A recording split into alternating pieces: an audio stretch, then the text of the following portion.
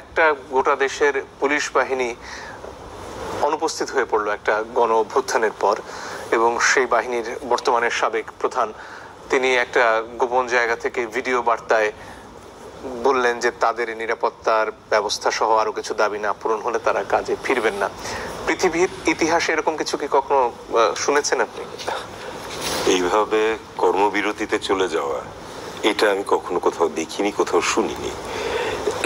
অনেক দেশে অনেক সময় বিপ্লব হয়েছে বা ই হয়েছে, কিন্তু পুলিশ যারা ইতে তাদেরকে কিন্তু কখনোই আমরা দেখিনি যে ডিউটি ছেড়ে একদম এরকম থানা শূন্য সব জায়গাতে, কোথাও রাস্তায় কোথাও এক জায়গাতে কোনো ট্রাফিক পুলিশ থেকে কেউ নেই, এরকম জিনিসটা কখনো আসলে দেখা যায় না। যেটা ছাত্ররা বলছিলেন, আসলে গত 15 বছর ঠিক বলবো না, এই গত 4-5 বছরের শেষের দিকে, সে 2018 সাল থেকে শুরু করে যখন থেকে একটু করে আন্দোলনগুলো দানা বাঁধলো, তখন থেকে পুলিশকে ব্যবহার করা হয়েছে, বা পুলিশকে সবসময় পলিটিক্যালি ব্যবহার করা হয়েছে, কিন্তু এই সময় এসে পুলিশকে একদম পুরো একটা পেটোয়া বাহিনী টাইপের জিনিসে আনা হলো, যে যখনই কোথাও প্রতিবাদ হবে পুলিশ যে সেখানে ঝাঁপিয়ে পড়ছে তাদেরকে এরকম এই করতে করতে এই শেষের দিকে এসে যখন আমরা বিভিন্ন পুলিশের কি বলবো বেশ কিছু অফিসারের বিভিন্ন রকমের কাজ দেখতে পেলাম চোখের সামনে, সবাই যে জোর করে নিয়ে যে একটা জায়গায় রেখে দিচ্ছে কোনো আইনগত বৈধতা ছাড়া, অথবা সাবেক মহাপরিদর্শক পুলিশের আইজি তার কোটি কোটি টাকার একটা সব কিছু মিলে সাধারণ মানুষের মধ্যে যেটা দাঁড়ালো যে একদিকে পুলিশ যারা সরকারকে সমর্থন করছে, অন্যদিকে জনতা।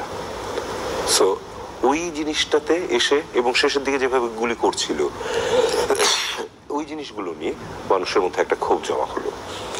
That is not a justification of যেগুলো ঘটেছে, এগুলো কোনোটাই জাস্টিফাই করা যাচ্ছে না।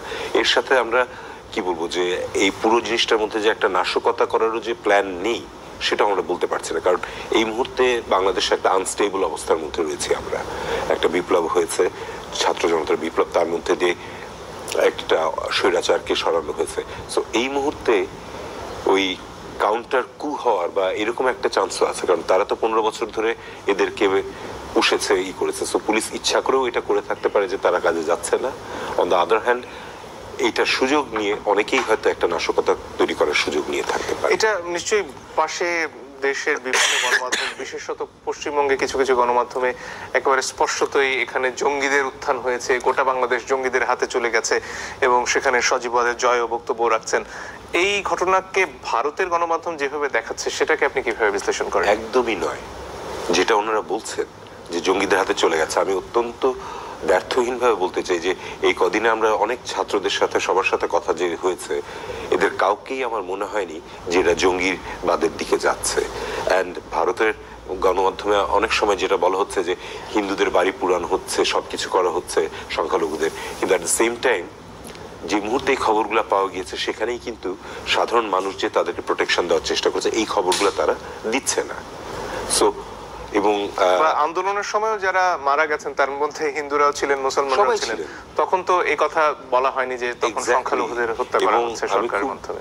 স্ট্রেট একটা কথা বলি, গত 3 দিন ধরে আমাদের প্রাক্তন প্রধানমন্ত্রীর পুত্র যে স্পিচগুলো দিচ্ছেন, সেগুলো নাথিং বাট হেট স্পিচ। উনি he is trying to incite, উস্কিয়ে দিতে চাচ্ছেন একটা রেশিয়াল রাইটের দিকে, যেভাবে বলছেন। এটি কিন্তু একদমই সম্পূর্ণ ভুল কথা। এবং এইখানে বাংলাদেশের বেশিরভাগ সাধারণ মানুষ কখনোই চায় না যে এখানে কোনো রেশিয়াল রায়ট হোক, এবং সাধারণ মানুষকে আপনি দেখবেন তারাই ওই মন্দির বাঁচাতে যাচ্ছে। যে লোকটা নামাজ পড়ে বের হলো, যদি দেখা যায় মন্দির ভাঙছে, সে কিন্তু সাথে সাথেই চলে যাচ্ছে।